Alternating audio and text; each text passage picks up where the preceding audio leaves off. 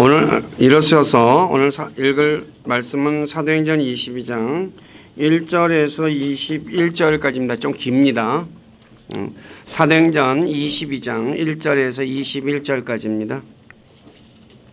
사람들아, 형제들아, 아버지들아, 내가 이제 너희에게 변명하는 말을 들으라.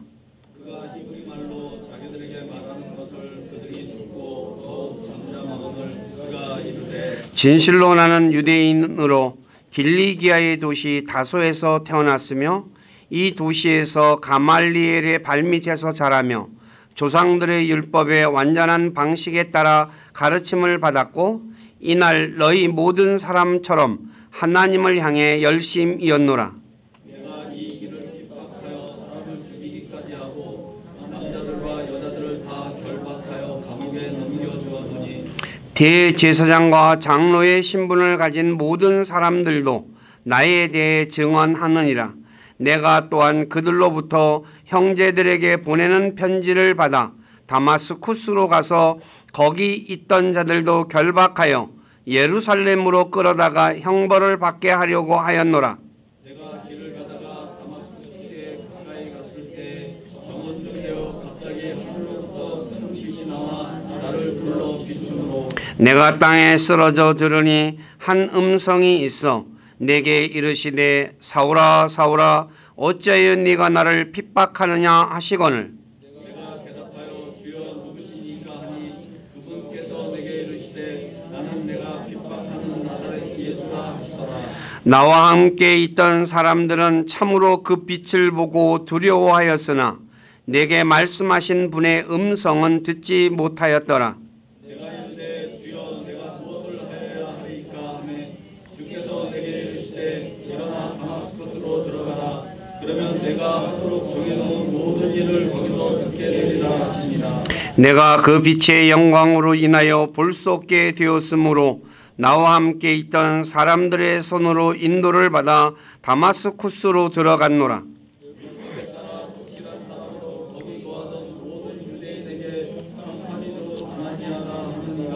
내게로 와 서서 내게 이르되 형제 사울아 네 시력을 받으라 하매 그 즉시로 내가 그를 쳐다보았노라.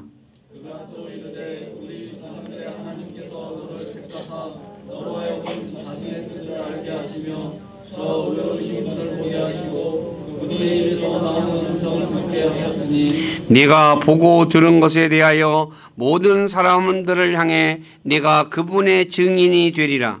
이제 내가 왜 주저하느냐 주의 이름을 부르며 일어나 칭죄를 받고 내 죄를 씻어버리라 하더라.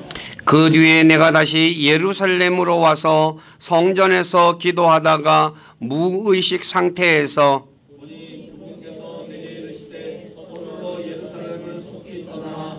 나에 대하여 내가 증언하는 것을 그들이 받지 아니하리라 하시거늘 내가 이르되 주여 내가 모든 회당에서 주를 믿는 사람들을 감옥에 가두고 또 때리며 주의 선지자 스데반이 피를 흘릴 때 나도 곁에 서서 그의 죽음에 동의하고 그를 죽인 자들의 옷을 지킨 것을 그들이 아나이다 하니 그분께서 내게 이르시되 떠나라 내가 너를 여기에서 멀리 이방인들에게로 보내리라 하셨느니라. 아멘. 잠깐 기도하고 말씀 전하겠습니다. 아버지 하나님 감사합니다. 9월달 세 번째 주간 시작하는 첫째 날 우리를 권하시고 우리의 삶 속에 우리와 함께 하셔서 우리를 선한 길로 이끌어 주시고 또 우리의 필요를 공급해 주셔서 부족함 없는 삶을 살아갈 수 있도록 은혜를 베푸신 그 주님 앞에 나와 찬양하며 예배를 드릴 수 있도록 은혜를 베풀어 주신 주님께 감사를 드립니다. 이곳에 함께 하셔서 저희 예배 받으시고 또 기록된 말씀을 통해서 우리에게 주님의 선한 음성을 들려주시고 그 말씀을 통해서 주님의 선한 뜻을 배우고 그 말씀에 굳건하게 서서 우리를 권하신 주님을 기쁘시게 해드리는 우리 교회 모두가 되기를 원합니다. 우리를 진리 가운데로 이끌어 주셔서 우리와 하여금 진리 안에서 행할 수 있도록 도우시고 영광을 받으시옵소서.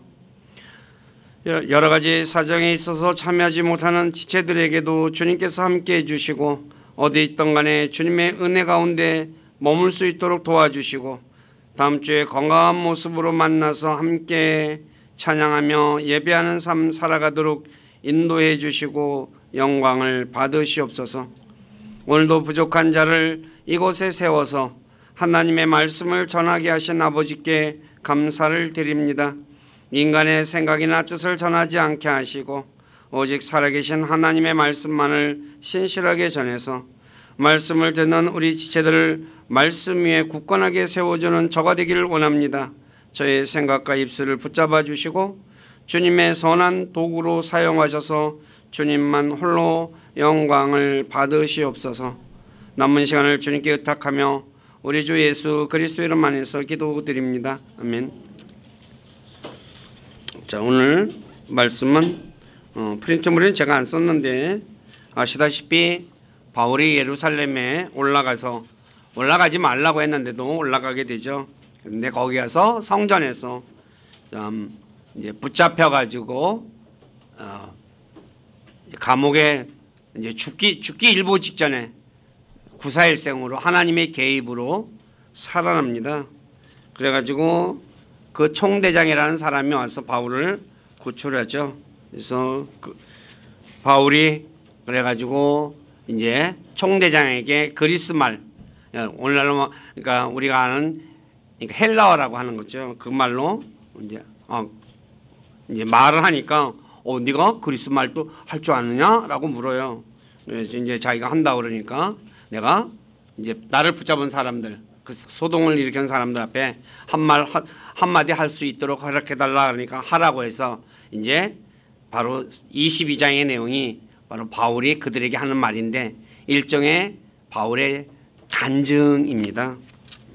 그래서 바울이 자기가 사도행전 9장에서 예수 그리스도를 만난 사건을 얘기하고 또 그래서 그 이후에 자기 행한 그러니까 주님께서 자기에게 주신 것들을 자기가 이제 지키는 것에 관해 말을 했죠. 그래서 오늘은 이 바울이라는 사람이 어떤 사람인가에 대해서 좀 말씀을 살펴보도록 하겠습니다. 바울의 원래 이름은 사울입니다. 이름의 뜻은 주님께 구하다며 나중에 바울이 됩니다. 근데 바울의 이름의 뜻은 작은 자입니다. 그러니까 주님을 만나서 작은 자가 된 거죠. 바울의 삶은 사도행전 9장에서 다마스쿠스로 가던 중 주 예수님을 만난 사건 전과 후로 아주 극명하게 나뉩니다. 그러니까 바울의 이전의 삶과 예수님 만난 이후의 삶, 오늘 저와 여러분들도 한번 비교를 해볼 필요가 있죠. 저와 예수 그리스도가 만나기 전 저와 여러분들은 어떻게 살았고 또 만나고 난 이후에 구원받은 이후에 우리는 지금 어떻게 살고 있는가 바울을 통해서 한번 살펴보면 좋을 것 같습니다. 첫째, 예수 그리스도를 만나기 전 바울은 어떤 사람인가? 바울은 첫째, 이스라엘의 12지파 중 베냐민 지파에 속한 사람입니다. 그래서 빌립보서 3장 5절에서 바울은 자신을 가리켜 히브리인 중에 히브리인이다. 히브리인의 뜻은 강을 건넌 사람이라는 뜻으로 아브라함을 가리켜 히브리 사람이다 라고 말했죠. 다시 말해 바울은 정통 유대인입니다. 왜냐하면 이스라엘이 솔로몬의 아들 르호보암 때 북왕국 이스라엘과 남왕국 유다로 나뉘죠. 그런데 북왕국 이스라엘을 10지파가 이제 북왕국 이스라엘에 포함되고 남왕국 유다는 유다와 바로 베냐민 지파 2지파만 이 유다 민족이 돼요. 그런데 북왕국 이스라엘은 아시리아 왕의 이주 정책으로 인해 혼혈 민족이 됩니다. 그러니까 섞어버리거든요, 왕이. 그래서 아시리아 왕이 사람들을 갖다가 자기 주변 사람들을 갖다가 막 이제 섞어서 살게 만들어요. 근데 남왕국 유다는 민족의 정체성을 지켜요. 그러니까 유대인과 유다 민족과 베냐민 지파로. 그래서 남왕국 유대인들은 북왕국 사마리아 사람들이 혼혈 민족이라 해서 상종 조치하지 않았다고 요한복음 4장 9절에 말씀하고 있어요. 자, 두 번째, 바울은 길리기아의 도시 다소 출신입니다. 이 다소는 당시 3대 아테네, 알렉산드리아, 다소 이 3대 철학 도시 중에 하나입니다. 그러니까 오늘날로 얘기하면은 학문의 도시라고 할 수 있는 거죠. 네. 그다음에 그래서 사도행전 9장 11절에 바울은 다소 사람이다라고 얘기해요. 그러니까 다소에서 태어나가지고 다소에서 자라서 공부했으니까요. 그래서 그리고 세 번째 이 바울은 율법 박사이며 온 백성 가운데 명성이 있는 가말리엘 밑에서 공부를 합니다. 그러니까 가말리엘 밑에서 이제 오늘날 말하면 이제 우리가 바둑으로 하면 뭐요? 바둑의 고수들이 자기 문화생을 둬가지고 바둑 가르치는 거 있죠, 그죠? 그래서 옛날에 이창호라고 하는 우리나라의 진짜 뭐 세계적인 바둑 두는 사람이죠. 근데 누구야? 조훈현 그 밑에서 배웠다고 하잖아요. 문화생으로 들어가가지고 배우듯이 그렇게 이제 이 사람 밑에서 공부를 해요. 그러니까 바울이 많이 공부한 것은 베스도 총독조차도 알고 있어요. 베스도라는 이 로마의 총독이 뭐라고냐? 사도행전 26장에서 바울이 아그리파 왕과 베스도 총독 앞에서 예수 그리스도를 자신이 만난 사건을 이야기를 해요. 이야기를 하니까 베스도 총독이 뭐라고 얘기하느냐? 내 많은 지식이 너를 미치게 만들었다. 오늘날 또 이런 얘기 하잖아요. 공부하다가 미친 사람들이 있다고. 그러니까 바울이 진짜 많이 공부를 했기 때문에 네 많은 학식이 너를 미치게 만들었다 할 정도로 아주 공부를 많이 한 사람이죠. 그리고 네 번째 바울은 바리새인이었습니다. 사도행전 26장에 보면 내가 우리 종교의 가장 엄한 분파를 따라 바리새인으로 살았다라고 얘기를 해요. 그러니까 바리새인 하면 요한복음 3장 10절에 보면 바리새인인 니고데모에게 예수님께서 이렇게 말하죠. 너는 이스라엘의 선생이면서 이런 것도 모르느냐 그래요. 그러니까 바리새인이라는 것은 많이 공부한 사람으로 오늘날로 이제 백성들에게 율법을 가르치는 사람들이었다는 것을 알 수가 있죠. 그래서 메스터라는 단어를 써요. 그러니까 메스터는 어떤 분야의 전문가를 얘기할 때 메스터라고 얘기하죠. 그러니까 바울이 율법에 대해서 공부를 많이 해서 바리새인으로 살았다고 말하죠. 그리고 다섯 번째 바울은 유대인의 전통에서 열심이었습니다. 이 얼마나 열심히 했는지 갈라디아 1장 14절에 보면 내 조상들의 전통에 대해 더욱 심히 열심을 내요. 내 민족 가운데서 나와 동등한 많은 사람들보다 유대인들의 종교에서 더 득을 보았다. 그러니까 얼마나 열심을 했으면 뭐예요? 주변에 자기 동료들보다 뭐예요? 더 대단한 그러니까 잘 인정받은 사람이었다고 말하고 있어요. 그래서 사도행전 9장 1, 2절에 가서 대제사장에 가서 예수님의 제자들을 핍박할 권한 편지를 딱 받아가지고 어떻게 가요?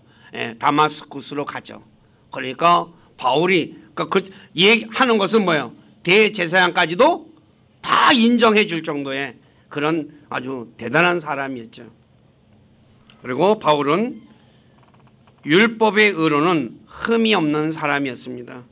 빌립보서 3장 5, 6절에 보면 바울이 다시 한번 이런 얘기를 합니다. 나는 여덟째 되는 날 할례를 받았고 유대인 남자아이가 태어나면 8일째 돼서 할례를 주죠.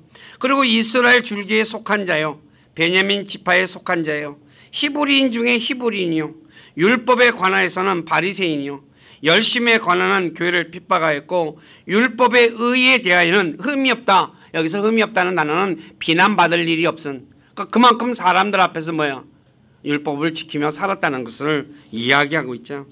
다시 말해 부자 청년 마태복음 19장 20절에 나오는 부자 청년처럼 어려서부터 율법을 지키며 살았기 때문에 비난받을 일이 없었다고 얘기할 정도예요.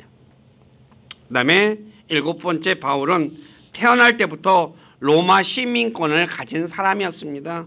사도행전 22장 27, 28절에 보면 나는 태어나면서부터 자유로운 자였다라고 하죠. 근데 총대장이 뭐라고 합니까? 나는 많은 돈을 들여서 이 자유를 얻었다. 나는 로마 시민권을 돈 주고 샀는데 너는 나는 태어날 때부터 나는 로마 사람이다라고 얘기를 해요.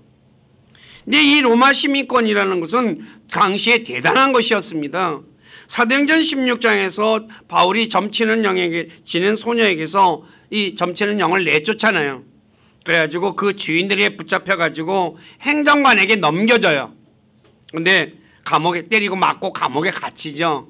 그래서 놀랍게도 이 빌립보 감옥에서 간수가 이제 구원받는 놀라운 사건이 일어나고 나는데 그 다음날 이제 행정관들이 하사관을 불러가지고 야 바울을 내보내줘라고 하니까 바울이 이렇게 말해요.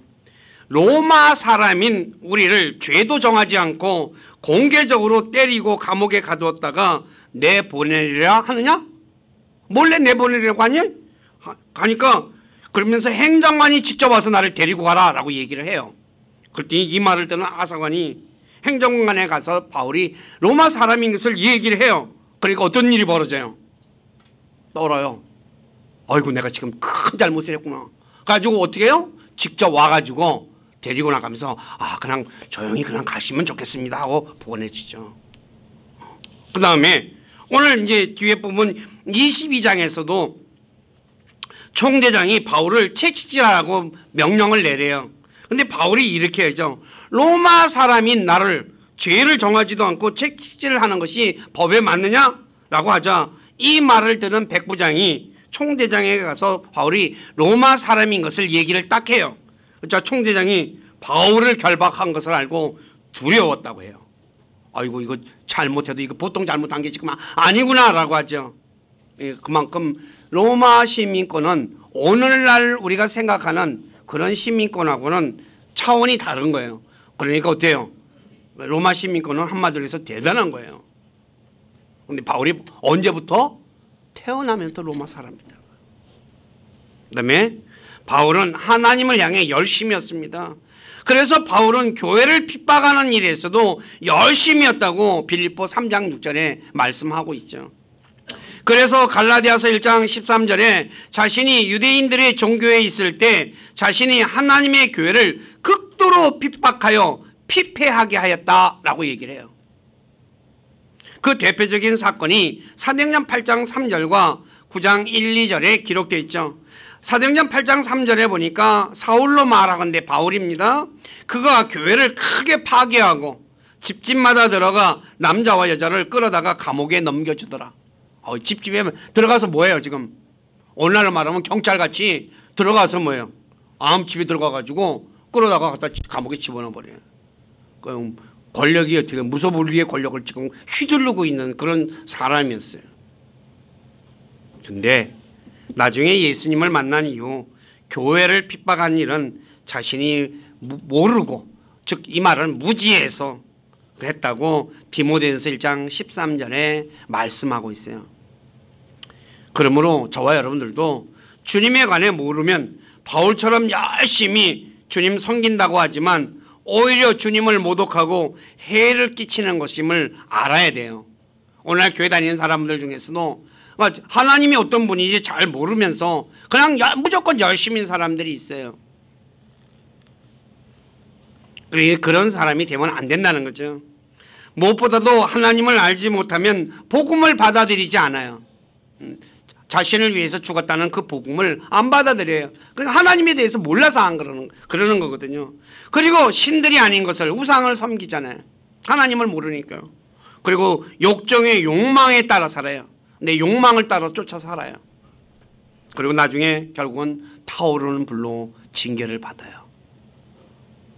그러므로 하나님을 알기 위해서 애써야 돼요. 이건 믿는 사람과 믿지 않는 사람 모두에게 적용되는 거거든요. 자, 살펴보았듯이 예수님을 만나기 전 바울은 세상 기준으로 출신이나 배움이나 종교적 열심 등 흠잡을 데 없는 대단한 사람이었어요. 그러니까 세상 기준에서. 그런데 두 번째 다마스쿠스로 가던 중 예수 그리스도를 만나죠.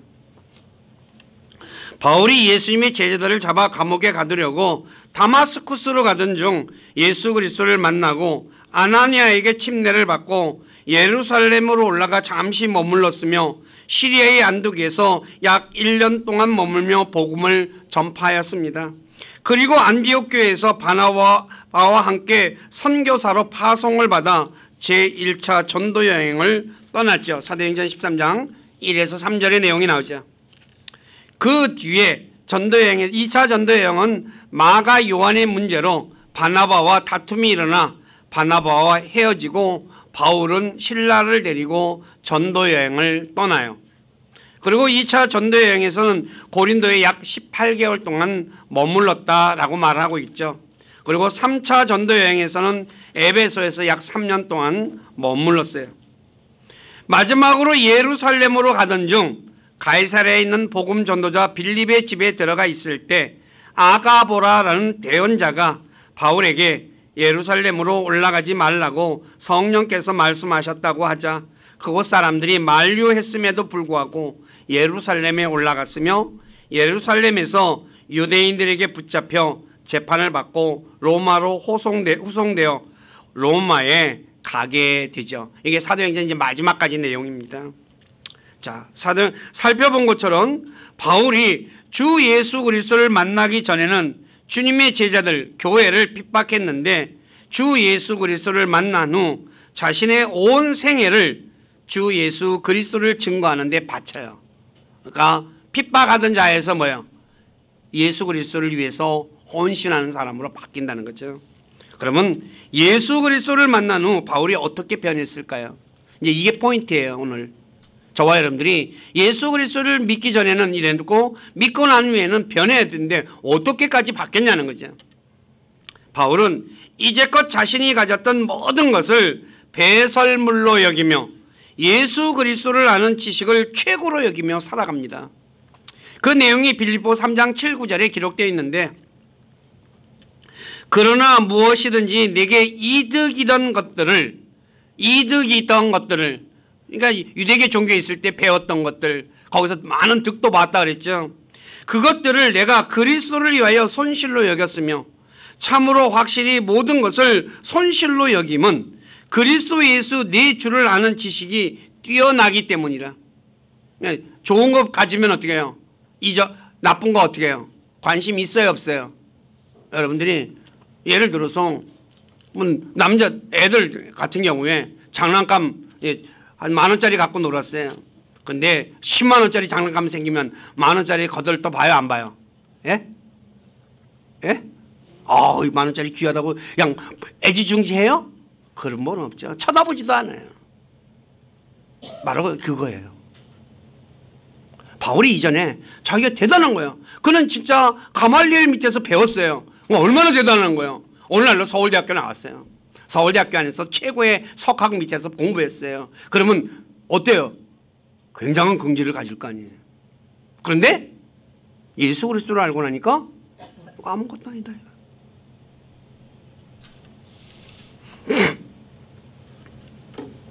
그렇기 때문에 저와 여러분들이 오늘 저와 여러분들은 어떻습니까? 하나님에 관한 지식이 세상 지식보다 우월함을 알고 하나님의 말씀은 성경을 배우는 일에 열심을 내고 있습니까? 아니면 바쁘다는 핑계로 하나님 말씀인 성경 배우는 일을 소홀히 여기고 있습니까? 내가 믿고 나서 저와 여러분들이 어떻게 하고 있냐 한번 잘 생각해 보시기 바라요. 두 번째, 바울은 복음을 부끄러워하지 않았습니다. 로마서 1장 16, 17절에 보면 내가 그리스도의 복음을 부끄러워하지 아니하노니 이는 그 복음이 믿는 모든 자를 구원에 이르게 하는 하나님의 권능이기 때문이라. 복음이 하나님의 모든 사람을 구원받게 하는 하나님의 권능이라는 거죠. 그런데 먼저는 유대인에게요. 다음은 그리스인에게로다. 이방인이죠. 복음에는 하나님의 의가 믿음에서 믿음까지 계시되어 있나니 이것은 기록된 바 의인은 믿음으로 살리라 함과 같으리라. 사람은 율법을 지키면 살 수는 없죠. 100가지 지키다가 한 가지만 잘못 지키면 뭐예요? 모든 것이 다 허사가 돼요. 그래서 그리스도인들은 믿음으로 살아야 하는 거거든요. 근데 그래서 바울은 이것이 바로 복음이 모든 사람을 구원에 이르게 하기 때문에 복음을 부끄러워하지 않았다는 거예요. 다시 말해 십자가에 못 박히신 예수 그리스도를 부끄러워하지 않았어요. 그 선포하는 것을. 그래서 고린도전서 1장 23, 24절에 우리는 십자가에 못 박히신 그리스도를 선포하노니 그분은 유대인들에게는 걸려 넘어지게 하는 것이요. 유대인들은 예수님에 대해서 어떻게 해요? 하나님의 아들이라고 믿지 않잖아요. 그러니까 걸려 넘어지는 거죠. 그리스인들에게는 어리석은 것이로되, 우리가 알다시피 철학을 배우고 가르치는 사람들에게는 뭐예요? 십자가에 못 박힌 예수가 어떻게 사람을 구원해? 똑같잖아요, 오늘도. 근데 부르심을 받은 자들에게는, 유대인들에게나 그리스인들에게나 그리스도는 하나님의 권능이시오 하나님의 지혜이니라. 하나님이 십자가에 못 박히신 예수님을 통해서 구원받게 하는 것이 하나님의 지혜라는 거죠. 왜요? 만약에 그것이 돈을 주고 사는 것이라면 가난한 사람 살 수 있을까요? 못 살잖아요. 그 다음에 그것이 힘을 가진 사람이 구원을 얻을 수 있다면 약한 사람이 구원받을 수 있을까요? 없잖아요. 하나님은 남녀노소, 진짜 빈부격차, 빈부 차이 그런 거 구분 없이 모든 사람을 구원받게 하기 위해서 뭐예요? 십자가에 못 박혀 죽으신 거거든요. 그래서 그것을 하나님의 지혜다라고 말하는 거예요. 자, 오늘 저와 여러분들은 구원받은 후 바울처럼 십자가를 부끄러워하지 않고 있습니까? 아니면 십자가를 부끄러워하고 있습니까? 저와 여러분들은 십자가를 선포하는 것을 부끄러워하지 말아야 되죠. 그래서 로마서 고린도전서 1장 18절에 십자가를 선포함이 멸망하는 자들에게는 어리석은 것이로되, 십자가를 선포하는데 멸망하는 자, 받아들이지 않는 사람들은 멸망하는 자거든요. 그러니까 어리석은 거예요. 어리석기 때문에 안 받아들이고. 근데 구원받은 우리에게는 하나님의 권능이다. 하나님 권능이거든요. 저와 여러분들은 바로 이 복음을 통해서, 십자가를 통해서 구원받았으니까. 저와 여러분들이 오늘 구원받기 이전과 구원받고 난 뒤에 십자가에 대해서 어떻게 생각하느냐 한번 자신을 잘 돌아보시기 바랍니다. 세 번째, 바울은 복음 전하는 일을 기쁨으로 행하며 자신의 생명조차 귀한 것을 여기지 않았다고 사도행전 2장 24절에 말씀하고 있습니다. 한마디로 해서 바울은 자신에게 맡겨진 일에 최선을 다했습니다. 예수 그리스도를 만나기 전 열심히, 예수 그리스도를 만난 후에도 그 열심이 식지 않았다는 거죠. 오늘 저와 여러분들은 어떻습니까? 복음 전하는 일 최선을 다하고 기쁨으로 하고 있습니까? 아니면 복음 전하는 것이 귀찮아서 그리고 하기 싫어서 억지로 하고 있습니까? 한번 자신을 잘 돌아보시기 바라요. 내가 예수 그리스도를 만났는데 그 이후에 삶이 뭐야? 복음을 부끄러워한다면, 그리고 복음 전하는 걸 싫어한다면 우리는 아직 바울의 근처도 따라가지 못했다는 거죠. 세 번째, 바울은 하늘로부터 보인 것에 불순종하지 않았습니다. 사도행전 26장 19, 21절에 보면 아그리빠 왕과 총독 앞에서 이렇게 말하죠. 그러므로 오 아그리빠 왕이여, 내가 하늘에 나타난 그 환상에 불순종하지 아니하여 먼저 다마스쿠스 사람들에게 또 예루살렘에서 그리고 두루 모든 유대 지방과 이방인들에게 그들이 회개하고 하나님께로 돌아와 회개에 합당한 일들을 행하여야 함을 보이매 이런 까닭에 유대인들이 성전에서 나를 붙잡아 죽이려 하였나이다. 복음을 이방인에게 복음 전하라고 바울을 불렀잖아요.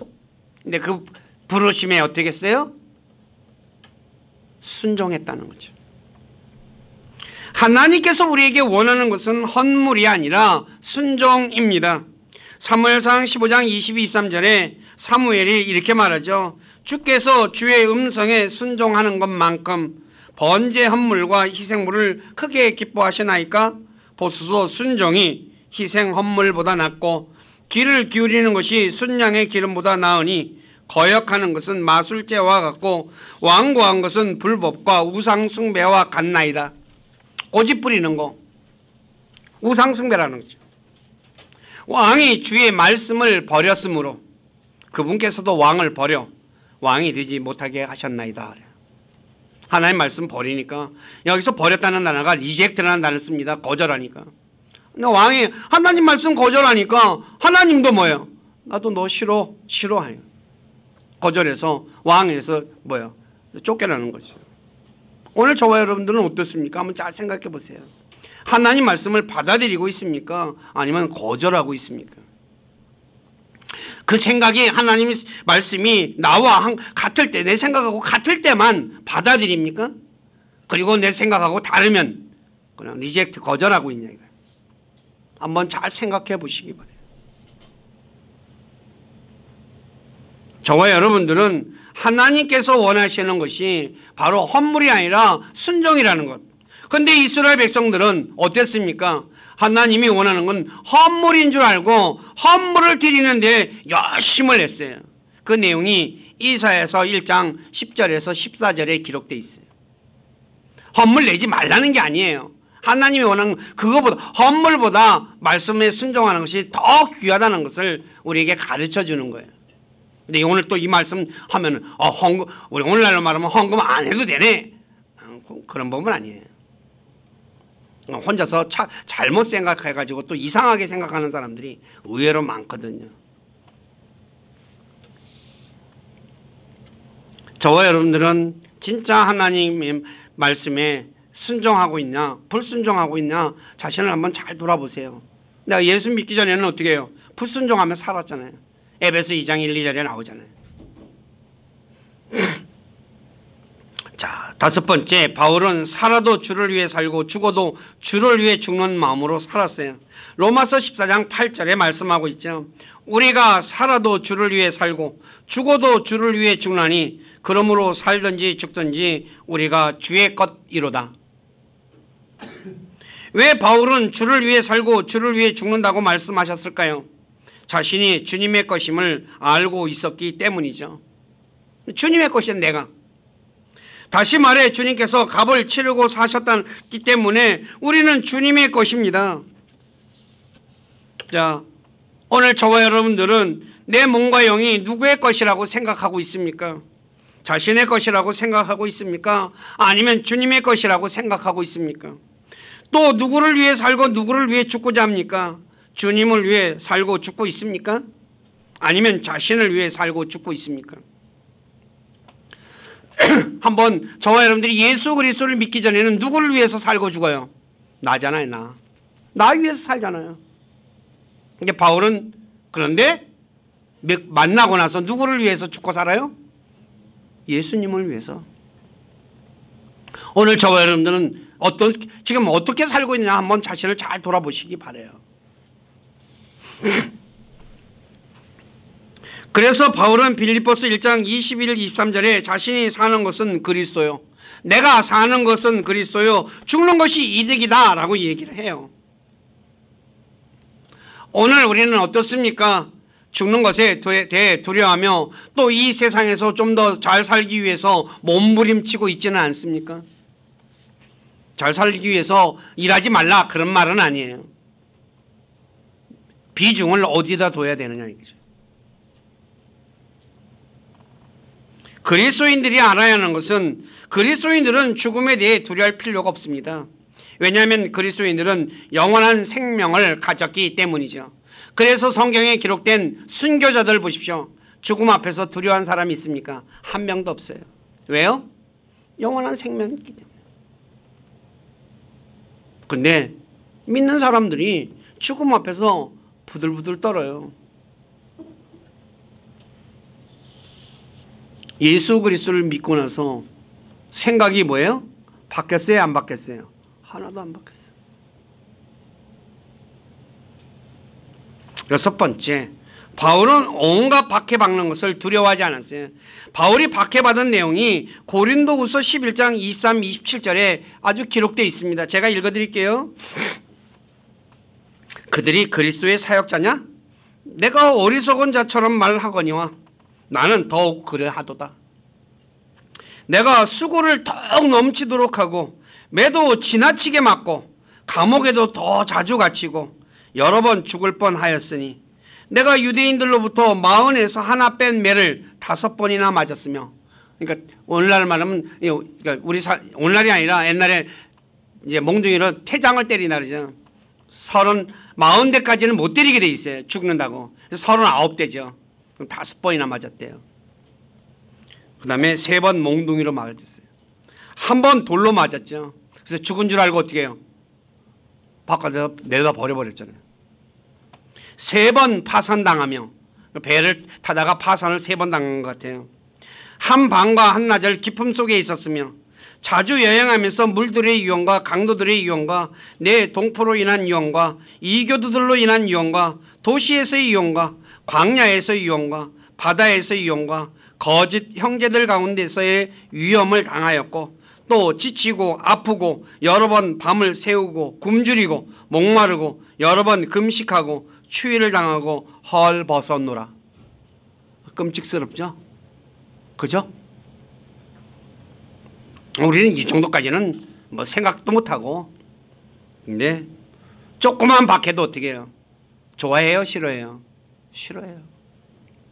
도망갔죠. 왜 도망갈까요? 그리스도인들이 왜 박해를 받아야 하는지 관해 모르기 때문에, 박해받음으로 해서 오는 유익에 대해서 모르기 때문이라는 거죠. 우리가 주님과 함께 고난받으면 영광을 받습니다. 로마서 8장 17절에 말씀하고 있죠. 그래서 이것을 아는 그리스도인들은 고난이 올 때 도망가는 것이 아니라 고난에 참여하는 거예요. 자, 베드로전서 4장 12, 13절 다 같이 한번 읽어보시기 바랍니다. 시작.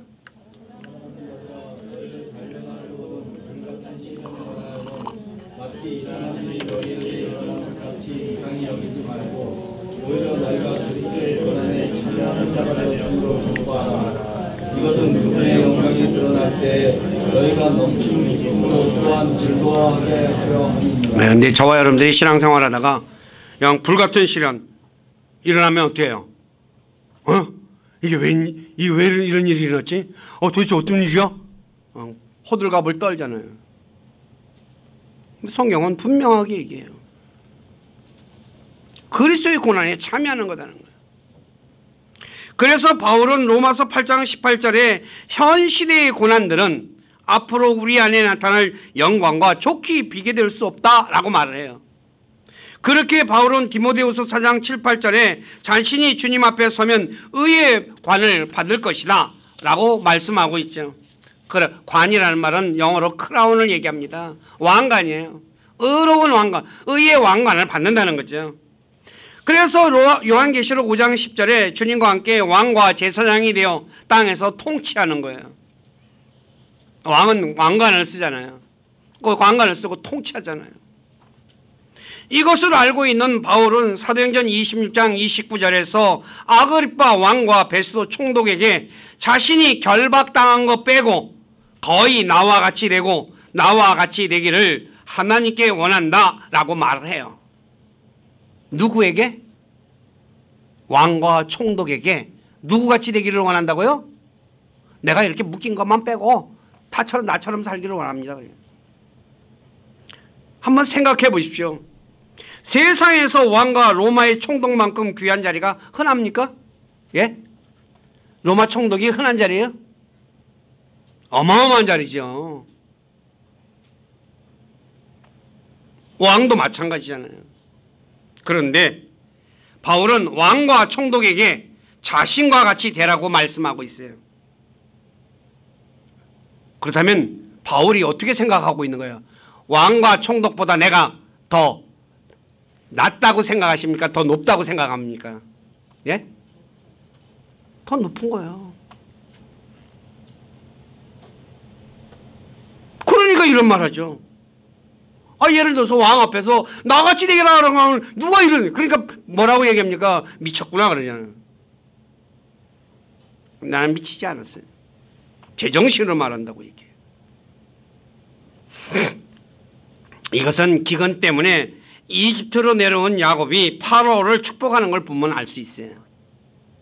파라오를 축복해요.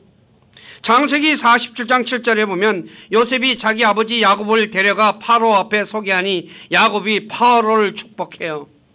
근데 히브리서 7장 7절에 이렇게 말하죠. 낮은 자가 더 나은 자에게 축복을 받는다는 것에는 전혀 모순이 없느니라.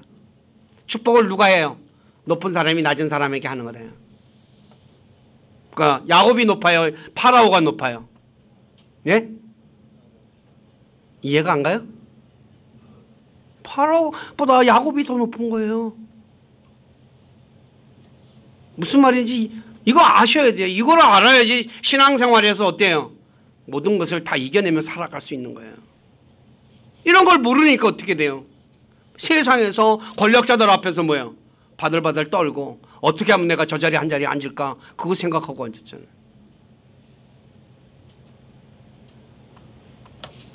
세상의 왕과는 비교할 수 없는 저와 여러분들은 그런 사람들이에요. 왜요? 하나님의 아들들이잖아요. 온 우주 만물의 창조자요. 왕들 중에 왕이신 그 주님의 아들이에요. 그럼 뭐예요? 누구예요? 왕자잖아, 왕자. 왕자잖아요. 그러니 저와 여러분들이 어떤 자죠? 지금 흔히 말하는 대로 옛날 거지와 왕자랑 그 뭐라는가 소설이라 그러냐? 예. 거기에 내용가가 비슷한 거예요. 이것을 정확하게 인식하지 않으면 신앙생활에서 어떻게 돼요? 세상 사람들 앞에서 주눅들어 살아요. 가진 것 없으면, 배운 것 없으면. 오늘날 많은 그리스도인들이 부자들 앞에서 뭐예요? 명 못 쓰잖아요. 또 권력자들 앞에서 뭐예요? 비굴하게 굴잖아요. 정치인들 보세요. 모르니까 그러는 거거든요. 이걸 알고 믿으면 어떻게 돼요? 그런 데서 흔히 말하는 대로 세상 말로 꿀릴 게 하나도 없는 거예요. 그래서 디모데후서 1장 8절에 바울은 디모데에게 내가 묶인 나 같은 나를 부끄러워하지 말고 복음의 고난에 참여하는 자가 되라 라고 얘기하는 거예요. 내가 이렇게 묶여 있었는데 이거 창피하게 여기지 말라 이거예요. 그러면서 뭐라고요? 복음의 고난에 참여하는 자가 되라. 오늘 저와 여러분들은 예수 그리스도를 믿고 나서 어떻습니까? 복음의 고난에 참여하는 자가 되고 있습니까? 아니면 에이 복음 그 십자가가 무슨 사람을 어떻게 구원해? 그리고 그건 구원한 걸 믿지만은 그래도 세상 사람들이 그 바보같이 여기는 거야 하면서 뭐요? 딱 다물고 있지는 않느냐는 거예요. 또 복음 전하면 나 괜히 욕먹을까 봐. 바울은 그러지 않았다는 거예요.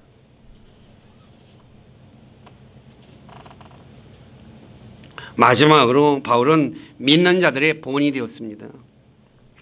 데살로니가후서 3장 9절에 보면 이것은 우리에게 권한이 없어서가 아니라 우리 자신을 너희의 본으로 만들어 우리를 따르게 하려 함이라 그래요. 바울은 그래서 고린도전서 11장 1절에 내가 그리스도를 따르는 것 자가 된 것 같이 너희도 나를 따르는 자가 되라 라고 얘기해요. 다시 말해 예수님께서 자신의 발자취를 남겨두셨듯이 바울 역시 믿는 자들의 본이 되었다는 거죠.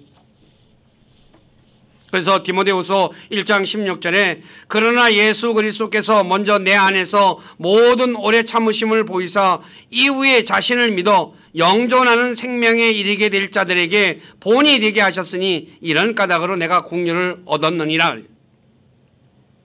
그리스도인들은 바울을 따르는 사람이 되어야 합니다. 그리고 바울처럼 걷는 사람들을 주목해야 돼요. 빌립보 3장 17절에 말하고 있어요. 근데 오늘날 저와 여러분들이 어떤 사람들이 바울처럼 살면 뭐라 그래요? 칭찬해요? 찌질해. 찌질해. 왜 그렇게 얘기해요? 복음의 고난에 참여하는 것이 무엇인지를 모르기 때문에 그래요. 맨날 듣고 배우는 게 뭐예요? 예수 믿으면 잘 먹고 잘 입고 잘 살고 부자가 된다. 높은 자리에 올라간다. 그것만 듣고 살았거든요. 그러니까 뭐야? 이런 말씀을 들으면 다 부정적이에요. 네, 아니에요.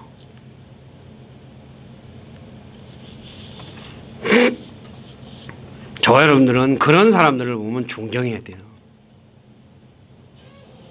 내가 못하더라도 존경할 줄 알아야 돼요. 특히 목회자들은 믿는 자들의 본이 되어야 되죠. 베드로전서 9장 2, 3절에 베드로가 교회 장로들, 즉 오늘날로 말하면 목회자들에게 이렇게 말하죠. 너희 가운데 있는 하나님의 양떼를 먹이고 감독하되 억지로 하지 말고 자진해서 하며 더러운 이익을 위해 하지 말고 돈 때문에 하지 말고 오직 준비된 마음으로 하며 하나님의 상속 백성 위에, 그리스도인들입니다, 주인처럼 군림하지 말고 오직 양떼에게 본이더라. 본. 오늘 저와 여러분들은 어떻습니까? 이건 목회자에게도 얘기했지만 그리스도인들 역시 주변 사람들에게 본이 되는 삶을 살아야 돼요. 그런데 오늘날 세상 사람들이 그리스도인 기독교를 욕하잖아요. 왜 욕해요? 본이 되지 않고 해를 끼치고 살기 때문에 그렇죠. 자기 이익만 생각하면서 살아요. 그래서 주변 사람들을 실족시켜요. 그러니까 교회 다니는 사람들조차도 실족시키죠. 그런데 마가복음 9장 42절에 예수님께서 아주 무시무시한 말을 합니다. 또 누구든지 나를 믿는 이 작은 자들 중 하나를 실족하게 하면 차라리 연재 맷돌을 목에 매달고 바다에 빠지는 것이 그에게 더 나으니라. 무슨 말이에요, 이 말이요? 실족시키는 것이 그만큼 무시무시하다는 거예요. 그런데 예수 믿는다고 하는 사람들이 주변 사람 자신의 행동으로 실족하게 하는 것을 어떻게 생각해요? 아무렇지도 않게 생각해요. 그래서 자기 하고 싶은 대로 하면서 살아요.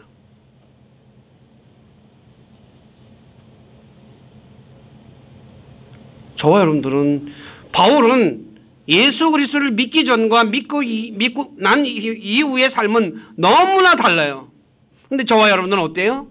믿기 전과 믿고 난 이후에 어떻습니까? 달라졌습니까? 달라지고 있습니까? 아니면 전혀 하나도 안 변했습니까? 한번 자신을 잘 돌아보시기 바라요. 많은 그리스도인들이 바울을 얘기를 해요. 근데 바울의 삶은 하나도 안 따라 살아요. 그러면서 바울 얘기해요. 우리 교회 식구들 오늘 말씀 집에 가셔서 프린트물 다시 한 번 더 잘 묵상하시면서 내가 바울처럼 바울같이 100% 살 수는 없어요. 바울은 진짜 특별한 사람이에요. 그러나 어떻게 해요? 흉내 정도는 내며 살아야 되지 않느냐라는 게 제 생각이에요. 그리고 주변 사람들 실족시키지 않고, 그리고 그 사람들 한 사람이라도 진짜 내가 바르게 사는 거 보고 진짜 저렇게 살아야지 라고 하는 그런 사람이 되었으면 하는 게 제 바람입니다.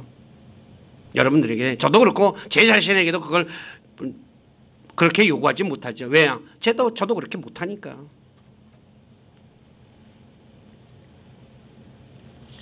그리스도인들은 주변 사람들이 자신을 눈여겨보고 있다는 것을 항상 인식하고 나를 항상 눈여겨보고 있어요. 예수 믿는 사람 어떻게 사는지. 복음에 합당한 사람으로 살아야 돼요. 그래서 자, 말씀 정리합니다. 바울은 예수 그리스도를 만나기 전 세상 기준으로 대단한 사람이었습니다. 그렇지만 예수 그리스도를 만난 후 이전에 귀하게 여기던 모든 것을 배설물로 여기고 예수 그리스도를 아는 지식을 최고로 여기며 살았습니다. 그리고 복음을 부끄러워하지 않았고 복음 전하는 일을 기쁨으로 여기며 자신의 생명조차 귀하게 여기지 않았습니다. 그리고 하늘로부터 보인 것에 순종하며 살았고 오직 살아도 주님을 위해 죽어도 주님을 위해 죽는 마음으로 살았으며 박해받는 것을 두려워하지 않으며 살았습니다. 그리고 믿는 자들이 본이 되는 삶을 살았습니다. 오늘 우리 교회 식구들 오늘 말씀 깊이 생각하며 진짜 내가 하는 내 삶 하나하나를 주변 사람들이 다 보고 있다는 것 의식하고 그리고 행동거지를 조심해서 나중에 주님 앞에 섰을 때 진짜 칭찬받는 많은 것으로 보상받아 주님과 함께 다스리는 복된 자리에 앉기를 주님의 이름으로 부탁드립니다. 기도하겠습니다. 아버지 하나님,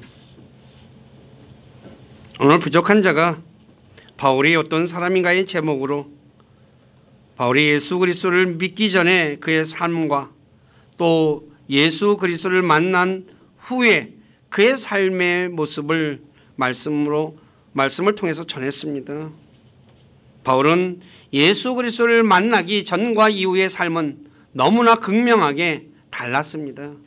철저하기 이전에는 자신을 위해 살았지만 만난 이후에는 주님만을 위해서, 복음을 위해서, 복음 때문에 고난받는 것을 두려워하지 않고 살았습니다. 그 모든 것 주님 앞에 섰을 때 진짜 의의 관으로서 보상을 받고 주님과 함께 다스리는 그 복된 것을 생각하며 그렇게 살았음을 성경은 우리에게 가르쳐주고 있습니다.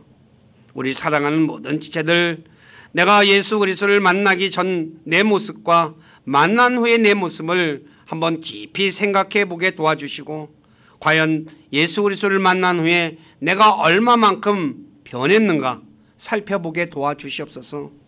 그래서 아직까지 변한 것이 없다면 내가 예수 그리스도를 제대로 만났는지 한번 점검해 보게 도와주시고, 만난 후에 변한 것이 조금밖에 없다면 아직도 많이 부족하다는 것을 깨닫고 진짜 변하는 사람으로 살아갈 수 있도록 도와주시고, 무엇보다도 내 삶이 잘못된 것으로 인해서 내 주변 사람들이 나로 인해 실족하는 게 하는 어리석은 행동하는 그런 사람 없도록 우리의 삶을 주관해 주시옵소서. 모든 것을 주님께 의탁하며 우리 주 예수 그리스도 이름 안에서 간절히 기도드립니다.